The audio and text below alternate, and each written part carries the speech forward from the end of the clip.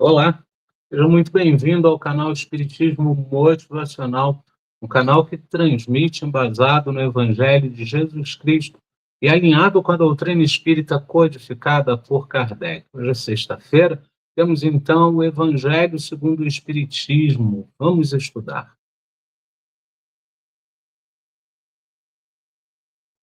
Agradecemos ao bom Pai por mais este ano que se inicia, por mais esse momento em que poderemos escrever mais um pouco da nossa história. Um ano em branco, um ano livre, e que possamos ter a coragem para mudar aquilo que nos comprometemos no final do último ano e que vamos colocar em prática no decorrer deste. Possamos contar com o auxílio caridoso do Mestre Jesus, dos mentores da espiritualidade amiga, que possamos contar com os irmãos do plano corpóreo e do plano espiritual.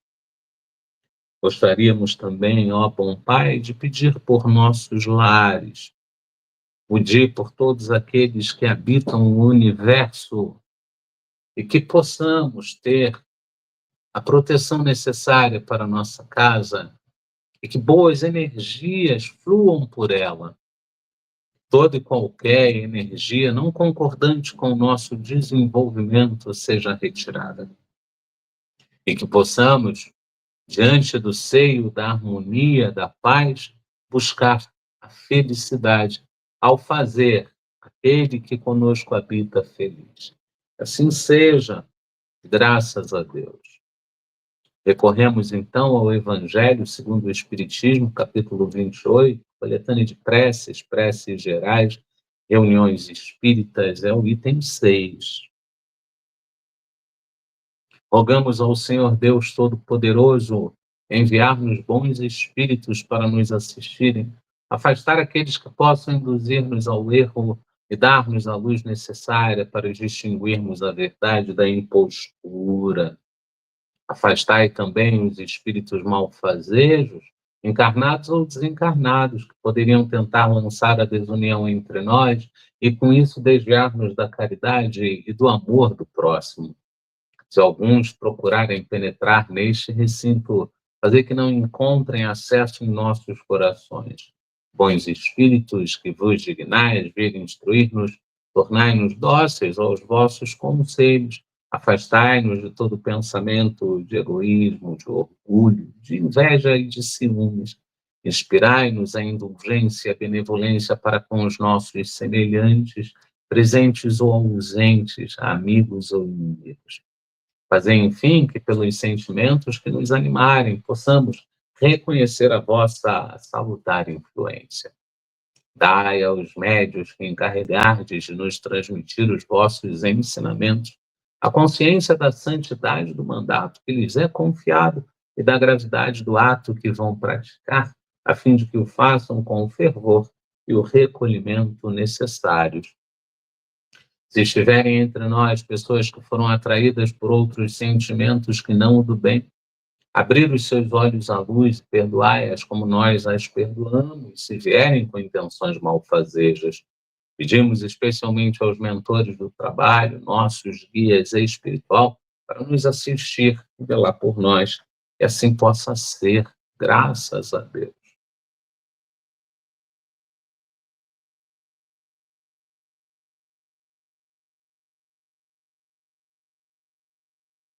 A gente sempre lembra que transmitimos às segundas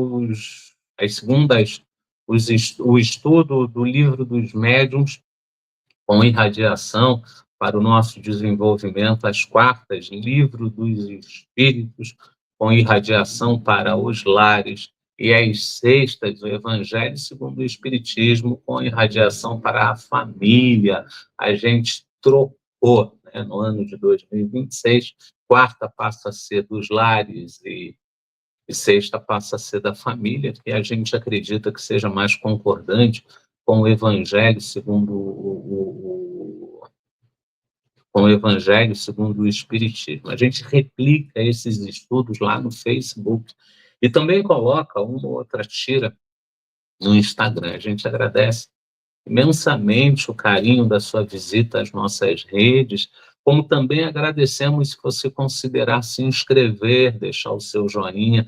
Isso auxilia no crescimento do canal, e o canal crescendo, ele é levado para mais pessoas, né? O objetivo é difundir a doutrina espírita e nos ajudar com esses estudos, né? A gente vai entender um pouco mais quem somos, um pouco mais como mudar a nossa vibração, um pouco mais como sermos pessoas melhores, sobretudo para nós mesmos. Sim, nós ainda estamos gravando o estudo, né? Esse estudo ainda é gravado, a gente deixou pronto, acreditamos que muito em breve, acredito, se eu não me engano, que semana que vem já volta a ser ao vivo por um período, depois ele vai de novo voltar a ser gravado, porque temos compromissos já no mês de janeiro, né? Mas, se eu não me engano, é semana que vem, sim.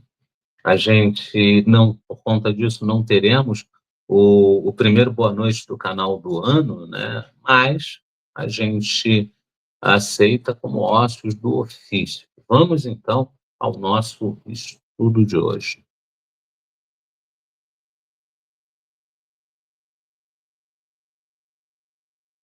Nós estamos falando de o Evangelho segundo o Espiritismo, capítulo 7, Bem-aventurados, pobres de espíritos. Esse capítulo 7 foi dividido em 5 temas, esses 5 temas foram divididos em 13 itens. A gente começou o estudo 26 de dezembro de 2025 e vai estudar até 6 de março de 2026. A gente trabalhou na segunda-feira passada, os itens 1 e 2, na sexta-feira passada e segunda-feira passada. Na sexta passada, a gente trabalhou os itens 1 e 2. Essa semana, a gente vai trabalhar o 3, 4 e o 5, né? Com a parte, aquele que se eleva será rebaixado. Vamos ao estudo. São só 3 parágrafos, e o primeiro traz: por essa ocasião, os discípulos se aproximaram de Jesus e lhe perguntaram: quem é o maior no reino dos céus? Jesus, chamando assim um menino, o colocou no meio deles e respondeu: digo-vos em verdade, se não vos converterdes e tornardes quais crianças, não entrareis no reino dos céus. Aquele, portanto, que se humilhar e se tornar pequeno como esta criança, será o maior no reino dos céus. E aquele que se recebe em meu nome a uma criança, tal como acabado de dizer, é a mim mesmo que recebe. Você está?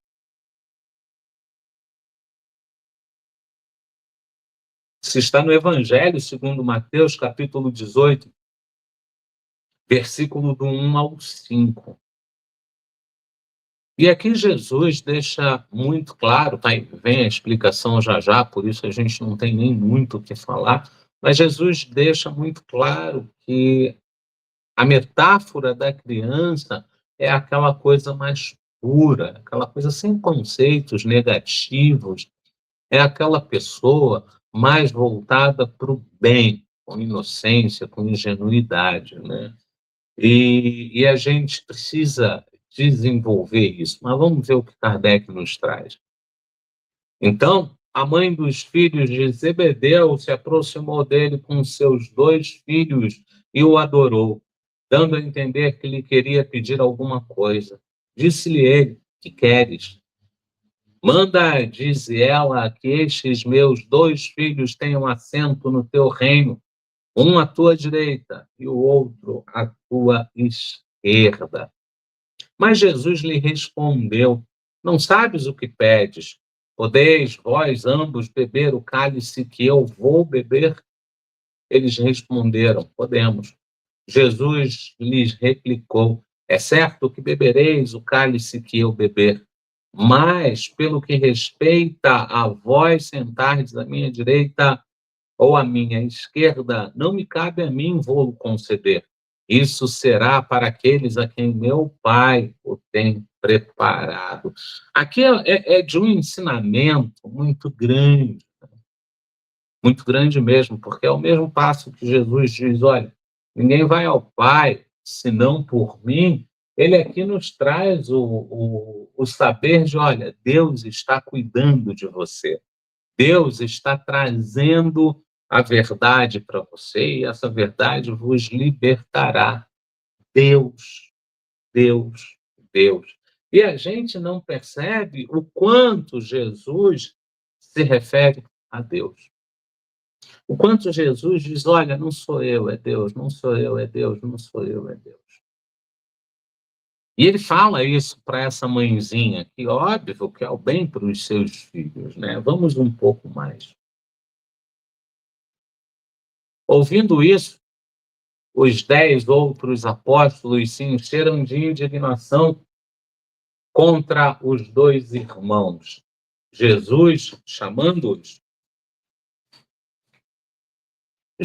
chamando-os para perto de si, lhes disse: sabeis que os príncipes das nações as dominam e que os grandes as tratam como império, né? Ou seja, o que você sabe do mundo, o que você entende pela vida, a gente vai seguir um pouco mais. Assim não deve ser entre vós, ao contrário, aquele que quiser tornar-se o maior, seja vosso servo. E aquele que quiser ser o primeiro entre vós, seja vosso escravo. Do mesmo modo que o Filho do Homem não veio para ser servido, mas para servir e dar a vida pela redenção de muitos. Isso está no Evangelho de Mateus, capítulo 20, versículo 20 ao 28. E aqui Jesus traz aquela coisa maravilhosa de dizer, ó, seja como eu vim para servir, eu não vim para ser servido. O único senão é que, quando encarnado, a gente sofre ali influências outras, bajules. Alguém diz para a gente, compra, você merece, você trabalhou para isso. E lá vai a gente comprar o supérfluo. A gente mesmo diz para a gente, eu não vou passar privação. A gente se volta para o material e a gente quer bajules. A gente quer ser adorado. A gente quer ser idolatrado e a gente gosta disso. Você entra numa classe econômica, é aquele furdunço. Mas é o que você tem para pagar. Então tá tudo bem, porque você vai atingir o teu objetivo, que é chegar ao outro lugar, né, que você tanto almeja. Mas quando você viaja de primeira classe, sala VIP te esperando, carro ou alguém, ou em alguns casos, alguém e carro, te esperando para levar numa entrada exclusiva do avião. Você escolhe se você quer ser o primeiro passageiro a entrar ou o último a sair. Você tem todos os bajules, todos os mimos do mundo. Você não quer voltar mais para a classe econômica. O bichinho da soberba te mordeu. Te mordeu. Mas, Aderlei, é pecado eu ir de primeira classe quando eu tenho dinheiro para primeira classe? Gente, claro que não. Claro que não. Tá bom, então. É pecado eu aceitar todos esses bajules? Não, também não. Aderlei, onde está então o tal do pecado? Está quando você se deixa seduzir por tudo isso. E isso passa a ser o grande valor na tua vida. Você só quer isso. Você não pagou a primeira classe para ter conforto na sua viagem. Você pagou a primeira classe porque você queria ser paparicado. E é aí que está o grande pecado, que é aquilo que nos traz Kardec, né? Dizendo, olha, não dá. Não tem como. Reflete, pensa, vai além de você mesmo. E nós chegamos, então, no item 5. Vamos lá. Jesus entrou em dia de sábado na casa de um dos principais fariseus para aí fazer a sua refeição. Os que lá estavam observaram. Então, notando que os convidados escolhiam os primeiros lugares, propôs-lhes uma parábola dizendo: quando fordes convidados para bodas, não tomeis o primeiro lugar, para que não suceda que, havendo entre os convidados uma pessoa mais considerada do que vós, aquele que vos haja convidado venha dizer-vos: dai o vosso lugar a este, e vos vejais constrangidos a ocupar, cheios de vergonha, o último lugar.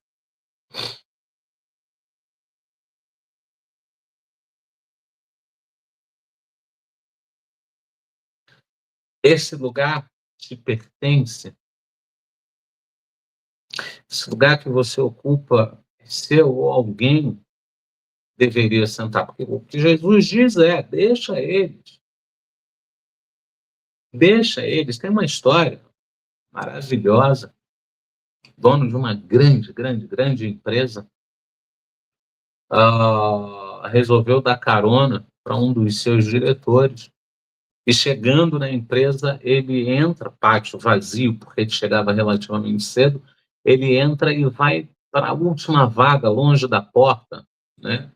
E o diretor vira para ele e diz: imagina, você tem vaga cativa aqui na porta, por que você não para na porta? Ele diz: não, eu estou chegando cedo, eu tenho tempo para andar. Eu não paro na porta porque a porta deve ser para aquele que chega em cima do horário ou mesmo atrasado. Imagina ele ter que andar tudo isso. E a gente tem essa dificuldade, porque quando alguém diz: você é o presidente, senta aqui, você vai querer sentar. Você é o dono disso tudo, para aqui, você vai querer parar. Porque a gente não educa o nosso ego. E o nosso ego é extremamente frágil, extremamente frágil. Ele se deixa levar com muita facilidade, né, por esses bajules, por essas coisas que, na verdade, não nos pertencem. Não nos pertencem. Quando fordes convidados, irde colocar-vos no último lugar, a fim de que, quando aquele que vos convidou chegar, vos diga: meu amigo, venha mais para cima. Isso, então, será para vós um motivo de glória diante de todos que estiverem convosco à mesa, porquanto todo aquele que se eleva será rebaixado, e todo aquele que se abaixa será elevado. Isso está no Evangelho de Lucas, ah, capítulo 14, versículo do 1 ao 7. Versículo 1 é do 7 ao 11. Né, do 7º ao 11º, desculpa.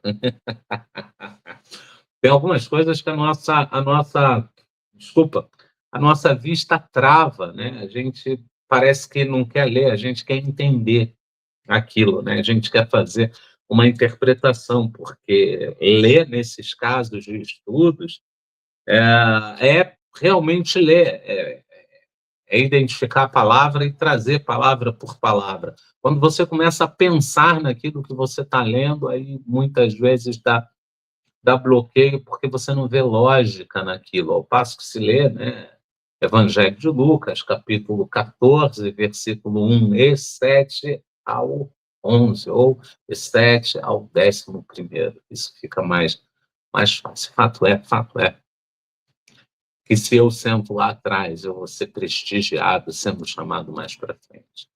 Agora, se eu sento lá na frente, pode ser que chegue alguém mais privilegiado que eu, e eu seja colocado para trás. Isso é importante, inclusive, no nosso dia a dia, isso é importante na nossa vida, isso é importante em todos os nossos passos, né? Então, tá aí, era um estudo relativamente pequeno, a gente fez em pouco tempo, o Evangelho segundo o Espiritismo, capítulo 7, bem-aventurados os pobres de espírito. A gente vai para a nossa prece e volta para um breve tchau. Prece a Bezerra de Menezes. Nós te rogamos, Pai de infinita bondade e justiça, as bênçãos de Jesus Cristo através do Espírito Bezerra de Menezes e sua legião de companheiros. Que eles nos assistam, Senhor, consolando os aflitos, curando os que se tornem merecedores, confortando aqueles que têm provas e expiações por passar, esclarecendo aos que desejam obter conhecimento espiritual e assistindo a todos os que apelem para o teu infinito amor. Jesus, divino portador da graça e da verdade, estende tuas mãos dadivosas em socorro daqueles que te reconhecem como dispenseiro fiel e prudente. Seja o nosso divino modelo através de tuas legiões consoladoras, de teus santos espíritos, a fim de que a fé se eleve, a esperança aumente, a bondade se expanda e o amor triunfe sobre todas as coisas. Bezerra de Menezes, apóstolo do bem e da paz, amigo dos humildes e dos enfermos, movimenta as tuas falanges amigas em benefício daqueles que sofrem males físicos ou espirituais. Bons espíritos, dignos obreiros do Senhor, derramai as virtudes e as curas sobre a humanidade sofredora, a fim de que as criaturas se tornem amigas da paz e do discernimento, da harmonia e do perdão, semeando pelo mundo os divinos exemplos de Jesus Cristo. Que assim seja, graças a Deus.